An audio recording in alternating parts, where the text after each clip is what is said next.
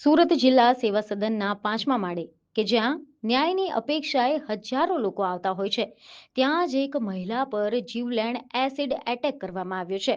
મળતી માહિતી મુજબ એક દંપતી છૂટાછેડાના કેસની મુદત માટે કોર્ટમાં આવ્યો હતો અને આ દરમિયાન ઉશ્કેરાયેલા પતિએ પોતાની જ પત્ની પર એસિડ ફેંકીને તેને ગંભીર ઈજાઓ પહોંચાડી હતી.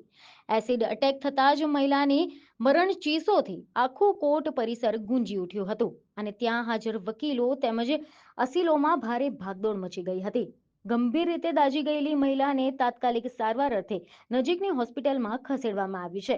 જોકે આ ઘટનાએ કોર્ટ પરિસરની સુરક્ષાની સામે મોટા સવાલો ઊભા કર્યા છે.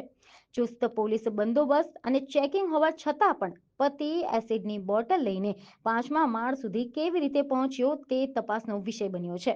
ઘટનાની જાણ થતાં જ ઉચ્ચ પોલીસ અધિકારીઓનો કાફલો ઘટના સ્થળે પહોંચી ગયો છે.